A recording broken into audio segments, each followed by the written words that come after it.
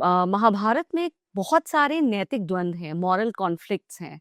फिर चाहे आप द्रौपदी के 5 पतियों से शुरू करें, कैसे उनको वो आज्ञा दे दी गई, कैसे मान ली गई, कैसे उसे उस वक़्त के हमारे इतने धर्मनिष्ठ आचार्यों ने एक्सेप्ट कर लिया। वहाँ से लेकर के जो कुछ हुआ आगे अंत तक, बहुत सारे मॉरल कॉन्फ्लिक्ट्स हैं। इन्हें किस तरीके से देखा जाए आज के परिप्रेक्ष्य में, इन्हें हम कैसे बैलेंस आउट करके समझ सकते हैं? पहली बात तो ये है कि महाभारत के प्रसंगों को ईमानदारी से पहले तो देखा जाए। हमने अभी तो पूरी महाभारत, आप ये बताइए मुझे इस देश में से ढूंढ के लाइए लोग जिसने पूरी महाभारत पढ़ी है। देखी होगी सबने, दिखा दी होगी। देखी होगी तो हाँ। वो भी तो उसमें पहले डिस्क्लेमर लिखा है, this is hmm. For entertainment. Hmm. इसके डायलॉग्स हुँ। आपके कल्चर को तैयार कर रहे हैं, पर वो हुँ। डायलॉग्स की रेलेवेंस महाभारत में है भी कि नहीं ये तो समझना पड़ेगा। अब सीन दिखाया जाता है कि भीम अज्ञातवास में जब रसोईया बनकर बैठा है तो पुरानी यादें करके रो रहा है, और नकुल सहदेव पूछता है भैया भीम याद आ गई? कहते नहीं, प्याज काट रहा हूँ ना इसलिए आंसू आ रहे। अब भीम से क्यों प्याज कटा रहे हो तुम? कहाँ लिखा है कि प्याज काटी भीष्म? हुँ। भीम ने प्याज काटी, कहाँ लिख रहा है? हुँ। ये द्रौपदी कह रही है अंधी की संतान अंधी होती है, पूरी महाभारत में डायलॉग ही नहीं है अंधे की संतान अंधा होती है। तो इतनी लिबर्टी कैसे ले ली गई तो हमारे? बस इसीलिए पहली बात ये है कि मॉरल थर्मामीटर से महाभारत को नापने से पहले ये तो पढ़ना शुरू कीजिए कि महाभारत है क्या, ओरिजिनल क्या है। मैं इंटरप्रिटेशन भी नहीं कह रहा, चलो एटलीस्ट उसका हिंदी जो भावार्थ है, संस्कृत नहीं भी आती फिर तो संस्कृत सीखिए अगर आप में इतना जोश है, आपको निंदा भी करनी है तो।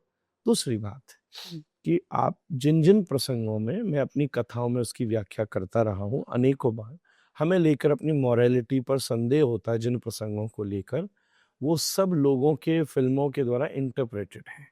कहीं दूर दूर तक उन प्रसंगों का ऐसा कोई महत्व नहीं है। जैसे 5 पतियों की द्रौपदी की बात है, उस पर कई प्रसंगों में ये प्रसंग सुना जाता है कि बाद में कृष्ण आए द्रौपदी के पर, उससे बोले कि जब यू आर फ्री, वैसे तो पहली बात ये, आप मॉरल द्रौपदी की मॉरलिटी देखने से पहले ये भी देखो कि वो कितनी नेचुरल है। क्या वो नेचुरल है भी? जो यज्ञ से पैदा होना कोई नेचुरल बात है? तो जिसकी फाउंडेशन ही नेचुरल नहीं है, जो याज्ञसेनी है, उस यज्ञसेनी के जीवन को एक नॉर्मल किसी माँ के गर्भ से पैदा होने वाली स्त्री के जीवन से नहीं तोला जा सकता। जिसका जन्म ही ऑर्डिनरी नहीं है, उसकी लाइफ भी ऑर्डिनरी नहीं हो सकती। दूसरी बात, शास्त्रों में घोषणा की है कि द्रौपदी कन्याओं की श्रेणी में आती है। कन्या उसे कहते हैं जिसका मेंस्ट्रुअल साइकिल भी न शुरू हुआ, उसको भारतीय भाषा में तो द्रौपदी वो है।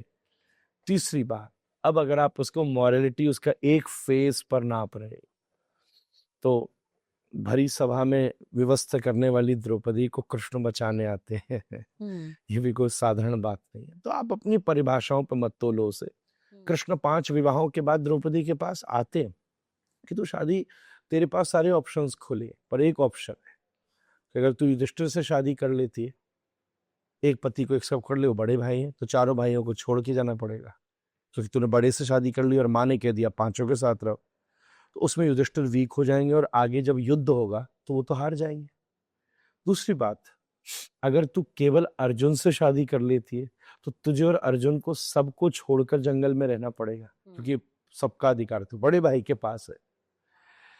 तो ऐसी स्थिति में अर्जुन के न होने पर इनका क्या होगा, और जंगल पे अर्जुन तुझे कैसे रख पाएगा, ये भी देख ले।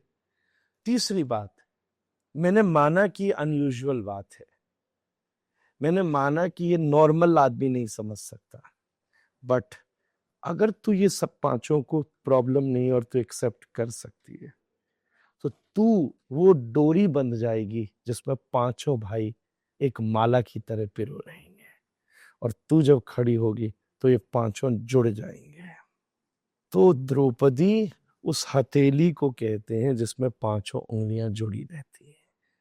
युधिष्ठिर, भीम, अर्जुन, नकुल और सहदेव, ये हथेली कट जाए तो उंगली कुछ नहीं रहेंगी, और जब हथेली रहे तो पूरी उंगली मुट्ठी बन जाती है और पूरी कुरु सेना को परास्त करके धर्म की विजय दिलाती है।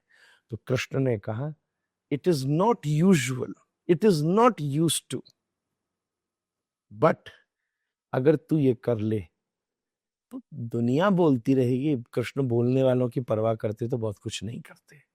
यहाँ बात प्रोसेस की कम है, गोल की ज्यादा है।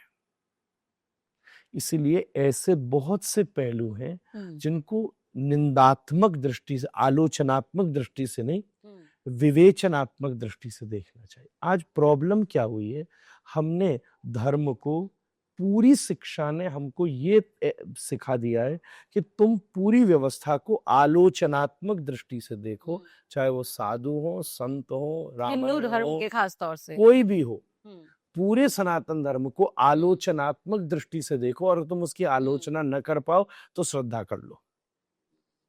परंतु हमारी पद्धति कहती है अथातो ब्रह्म जिज्ञासा, मतलब तुम इसको विवेचनात्मक दृष्टि से देखो, तुम्हें आलोचना करने का भी अवसर मिलेगा, और जो उसकी आलोचना न कर सको उसको प्रेम से स्वीकार कर लो। महाराज जी, आज मैंने आपकी कथा सुनी, इसलिए ये मेरा एक सवाल है उत्सुकता से जुड़ा हुआ, क्योंकि वो मैं सुन रही थी।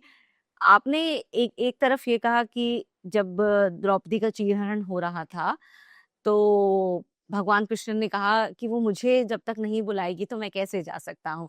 लेकिन आप ये भी कह रहे थे कि जो बिना बताए ना जाने कि क्या चल रहा है, क्या चाहिए, तो फिर वो भगवान कैसा।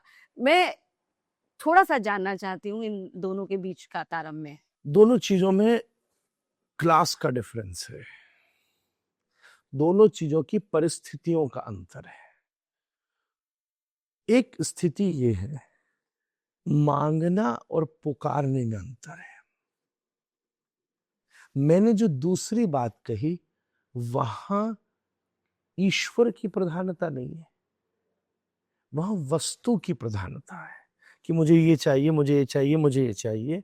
आप नहीं दे सकते तो आप दे दो, आप नहीं दे सकते तो आप दे दो, आप नहीं दे सकते तो आप दे दो। वहां वस्तु साधन की प्रधानता। द्रौपदी की परिस्थिति में जो मैंने व्याख्या करी, वहां संबंध की प्रधानता है कि मैं उसका हूं। उसने मेरी उंगली में लाल निशान देख के साड़ी फाड़ कर मेरी उंगली में बांध दी। वो मुझे सखा कहती है, उसके पति मेरा मित्र है, मैं उसको हाथ पकड़ के लाया था ब्याह कराने, तो उसके बाद वो मुझे भूल कैसे गई। ये दो डिफरेंट स्तर है, इसको मिक्स नहीं किया जा सकता। होकर न होना एक बात है, होना ही नहीं एक बात है। तो आप दो लेवल को मिक्स न करें, दोनों में बहुत अंतर है। जी, कृष्णा अभी अगर आज आते हैं इस युग में, और आप तो दर्शन करते होंगे, आप तो साक्षात राधा रमन जी के पास हैं, लेकिन अगर भगवान कृष्ण आ जाते हैं, 2026 ये चल रहा है, सबसे बड़ी चुनौती आपको क्या लगता है कि भगवान के सामने भी आएंगी? नहीं, जिसके सामने कोई चुनौती नहीं है उसी को भगवान कहते हैं। इसीलिए कृष्ण है इस समय यहाँ। जब कृष्ण थे ना, तभी भी आधी पॉपुलेशन को पता ही नहीं था कि कृष्ण है, क्योंकि उन्हें प्यार बहुत किया जाता है, लेकिन उनकी जिंदगी को ये समाज किसी के रहते उसको समझ ही नहीं सका। मीरा को जहर दिया, भजन गाते, सूरदास को कौन ने समझा। कृष्ण जब थे तब उन्हें प्रूफ करना पड़ा कि मैं असली वासुदेव हूं। हमेशा तो मैं तो, आप कह रहे हो आते, मैं कह रहा यही है। अभी देखो आसपास में कहीं घूम रहे हुए, पर हमारे तुम्हारे पास अभी पौंड्रक वाली दृष्टि है। मेरे गुरु कृपा से पुंडरीक वाली दृष्टि लेकर आओ तो कृष्ण बहुत जगह दिखेंगे।